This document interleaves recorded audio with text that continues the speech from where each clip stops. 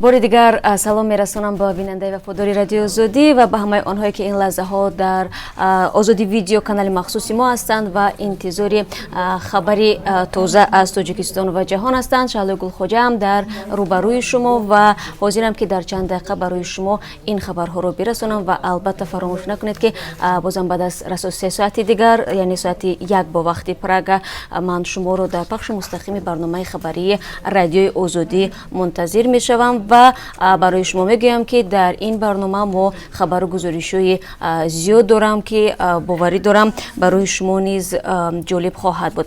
اما حالا شروع میکنم از تجمع در نزد سازمان امنیت و همکاری اروپا و تهدید خودسوزی با نشان اعتراض.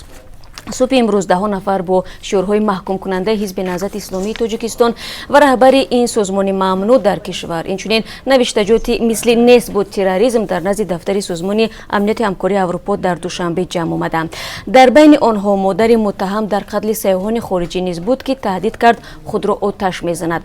او حتی مایع را به سرش ریخت. همکاران ما در جای حادثه قرار داشتند و جریان این همه را نواربرداری نمودند. بعد از 3 ساعت دیگر شما امکان دارید با تفصیل در این باره معلومات بگیرید. تنها همین را خاطر رسول میکنم که اعتراض مذکور در حال صورت میگیرد که قرار است چند روز بعد نشست حقوق بشری سازمان امنیت همکاری اروپا در ورشو برگزار گردد.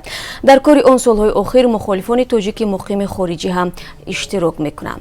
و رو میارم به موضوعهای دیگر. ترمینال رو کوچاندن، مردم سرگردان شدند. حکومت نویه واسع موقتا ترمینال مسافرکشانی این نویه رو برای به طلبات سانیتاری و گیگینی جوابگو نبودن از فعالیت باز داشته به نزد بازار نفساخت سلطان کبیر کوچ دادند.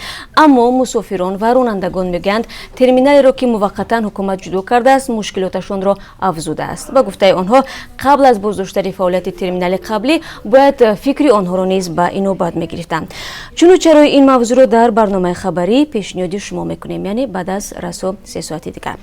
ازدواج برمحل در امریکا هم بوده است. یک پژوهش تازه معلوم کرده است که در این کشور هزارها دختران و پسرانی از 15 تا 18 ساله خانه‌دار میشوند. چون این ازدواج‌ها معمولا پیامدهای ناگوار دارند، شروع از بیسواد ماندن آنها تا صحت دختران حامله و فرزندانی که آنها به دنیا میارند. ضمن در تاجیکستان ازدواج تا 18 سالگی ممنوع است و تولد در 15 و 16 سالگی در گذشته بسیار کم بود. اما در 5 سال اخیر چنین حادثه ها زیاد شده است. برای مثال یک تحقیقات نشان داده است که در 5 سال اخیر بیش از 1800 نفر یا 7% دختران نورس طفل به دنیا آوردند. اما در برنامه امروزی خبری ما نگاه میاندازیم به ازدواج برمحل در امریکا. برگزاری اولین نمایشگاه رسوم جوان معرفت دولت و که تصویرهای بدن اوریان زنان تاجیک را به نمایش گذاشته بود در جامعه مردسالار تاجیک هنگامه برپا کرد.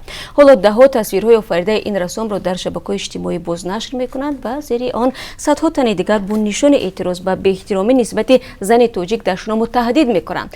آنها هم که نظارت انتقادی دارند کم نیستند و حاصل زحمت‌های او را مخالف با ارزش‌های سنتی ارزیابی میکنند.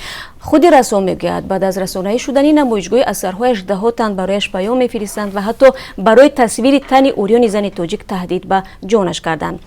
اما فرهنگیان و فعالان جامعه تاجیک نظرشان درباره اثرهای آفریده این رسوم چی است؟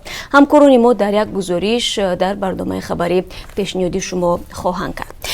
این چه شوری است که در دور قمر میبینم و تقدیر هابیل و قابیل تکرار می شود. زیاد شدن حادثه های مانند به روایت دینی قابیل و هابیل کارگردان تئاتر شهر کونی بادام را وادار کرده است که نمایشنامه بیاورد و اطراف سبب های از دست همدیگر قتل شدن پیوندان اندیشه رانی کنند. ضمن اولین بار و در همین نمایشنامه دلنوزه کریم و واسخوان تاجیک نقش آفرینی کرده است و شما بیننده عزیز امکان دارید در برنامه خبری ما درباره محتوای نمایشنامه معلومات بگیرید که جوانان را به خیرخواه بودن هدایت میکنند. خب بیننده عزیز، طوری از پیام های شما از بخش های مستقیم قبلی برمیاد. شما از ما درخواست میکنید که ما برای شما رقم تلفن خودمان رو بدیم تا اینکه شما خبر و نوارهایی که دارید به ما بفرستید. خب خبر و عکس و ویدیوهایی که شما دارید میتوانید طریق ایما، وایبر و یا واتساپ به رادیو آزادی ارسال کنید.